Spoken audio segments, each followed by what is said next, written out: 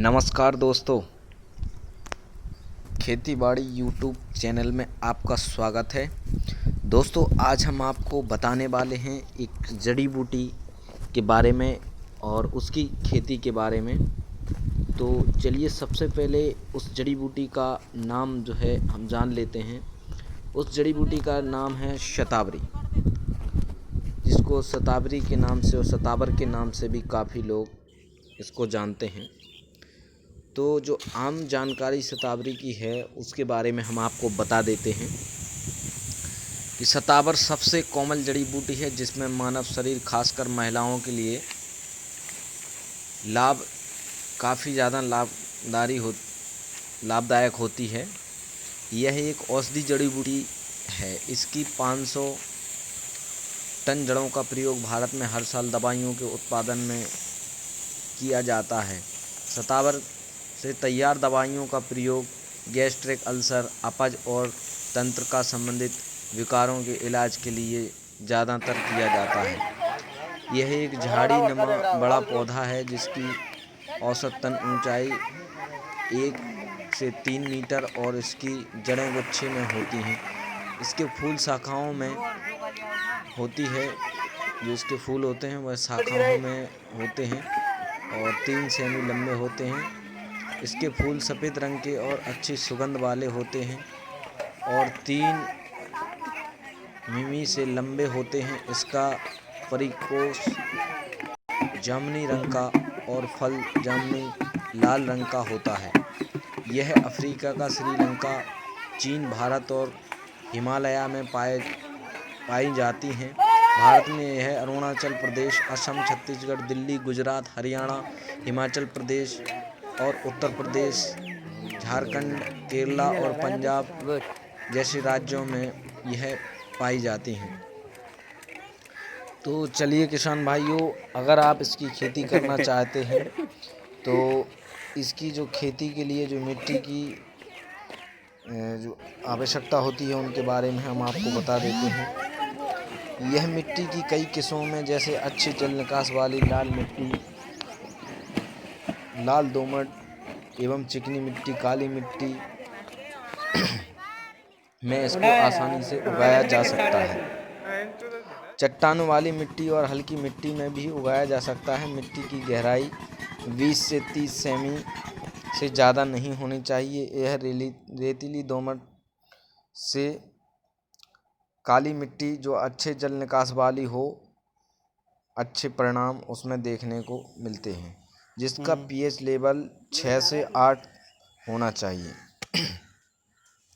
शतावर की जो उन्नत किस्में हैं जो पैदावार के तौर पे, तो चलिए किसान भाइयों, हम आप लोगों को यह उन्नत किस्में आपको बताते हैं। सबसे पहली जो किस्म है, जैसे कि यह किस्म अफ्रीका, चीन, श्रीलंका, भारत और हिमालय में पाई जाती हैं। पौधे की ऊंचाई 1.3 मीटर होती है। फूल 3 सेमी लंबे होते हैं और इनके फूल का बाहरी भाग 3 सेमी लंबा होता है।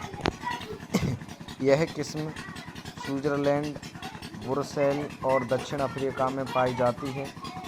इस पौधे की ऊंचाई 2 से 4 मीटर लंबी होती है और फूल का बाहरी भाग 1 इंच लंबा होता है। तो ये एक पहचान है इसकी। किसान भाइयों, अगर आप शतावर की खेती करना चाहते हैं तो हम ज़मीन की तैयारी किस प्रकार करें उसके बारे में भी आपको विस्तार से बता देते हैं। तो शतावरी की खेती के लिए अच्छे जल निकास वाली रेतीली दोमट मिट्टी का आवश्यक होना होता है। मिट्टी को भुरभुरा बनाने के लिए ज़मीन की अच्छे से जुताई करें और 15 सेमी की गहराई में गड्ढे खोदें। रुपाई तैयार बेडों पर भी की जा सकती है। बिजाई की बात करें, बिजाई का जो समय है, पौधे की रुपाई का जून जुलाई के महीने में की जाती है। जो पौधे की नर्सरी जो तैयार करेंगे वो है जून जुलाई में कर सकते हैं। फासला इसके लिए आपको कितना रखना है, इसके लिए विकास के अनुसार 4.5 गुणे 1.2 मीटर फासले का प्रयोग करें और 20 सेमी गहराई में गड्ढे खोदें। बीज की गहराई कितनी होना चाहिए? जब पौधा 45 सेमी का हो जाए तब खेत में रुपाई की जाना चाहिए। जो बीज की गहराई है वो करीब करीब 1 से आधा इंच रखें आप, तभी आपको जो है जर्मिनेशन के अच्छे परिणाम मिलेंगे देखने को। बीज की जो मात्रा है वो आपको कितनी लेना है? अधिक पैदावारी के लिए 400 से 600 ग्राम बीजों का प्रति एकड़ में प्रयोग करें। बीज का उपचार किस प्रकार करें आप, उसके बारे में भी हम आपको बता देते हैं। फसल को मिट्टी से होने वाले कीटों से और बीमारियों से बचाने के लिए बिजाई से पहले बीजों को गौमूत्र में 24 घंटे के लिए डालकर उपचारित करें। उपचारित के बाद बीज नर्सरी में बेड में बोए जाते हैं। यह एक जैविक उपचार है, लेकिन अगर आप रासायनिक उपचार करना चाहते हैं तो आप मार्केट से बवस्टीन ले लें। बवस्टीन के घोल बना करके उसमें जो है आप इसको उपचारित कर सकते हैं।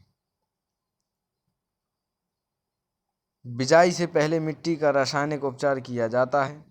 अप्रैल के महीने में बीज बोए जाते हैं। शतावरी के बीजों को 3 से 40 सेमी की चौड़ाई वाले और आवश्यक लंबाई वाले बेडों पर बोया जाता है। बिजाई के बाद बेडों को नमी के लिए पतले कपड़े से ढक दिया जाता है। 8 से 10 दिनों में पौधे का अंकुरण शुरू हो जाता है। 45 सेमी ऊंचाई के पौधे होने पर पौधों की रोपाई के लिए तैयार हो जाते हैं।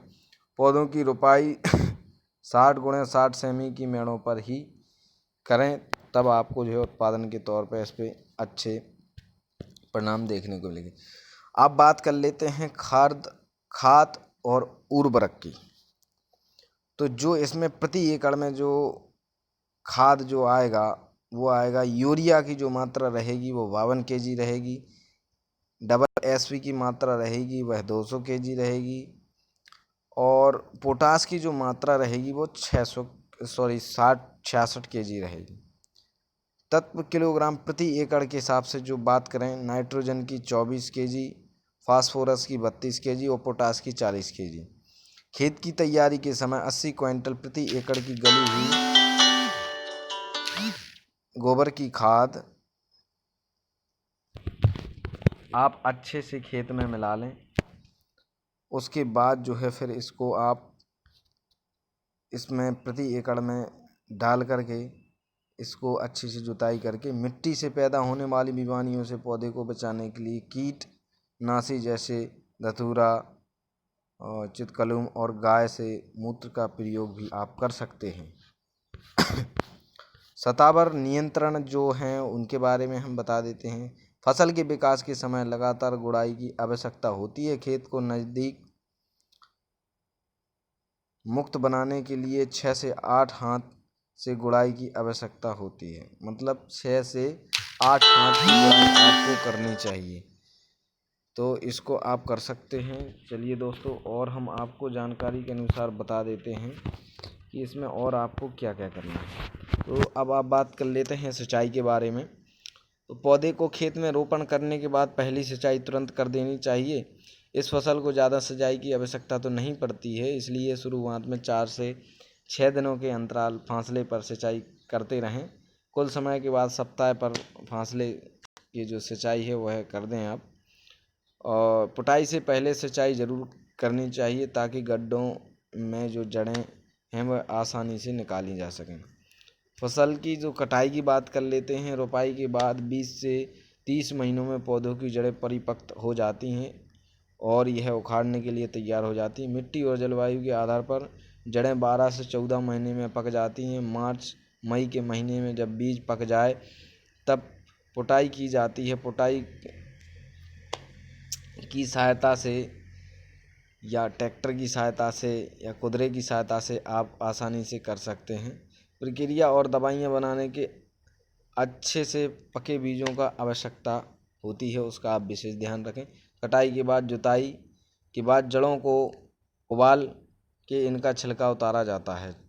छिलका उतारने के बाद जड़ों को हवा में सुखाया जाता है। सूखी जड़ों का भंडारण और ज़्यादा दूरी बने स्थानों पर ले जाने के लिए हवा रहित बैगों में रखें। पकी जड़ों का प्रयोग विभिन्न उत्पाद जैसे पाउडर, गुलम, घृत बनाने के लिए किया जाता है। तो चलिए दोस्तों, ये हमारी आपको जानकारी पसंद आई होगी। और जो भी हमारे किसान भाई सफ़ेद मूंगफली, शतावर की खेती या सफ़ेद मूंगफली की खेती करना चाहते हैं तो हमारे नंबर स्क्रीन पे दिए गए हैं, इन पर आप संपर्क करके हमें जो है बातचीत कर सकते हैं या पौधे आप हमसे मंगा सकते हैं। अगर हमारी जानकारी आपको अच्छी लगी या कुछ हमारी जानकारी में कमी रह गई है तो आप कमेंट करके ज़रूर बताएं और हमारे चैनल को लाइक और सब्सक्राइब करना ना भूलें। धन्यवाद।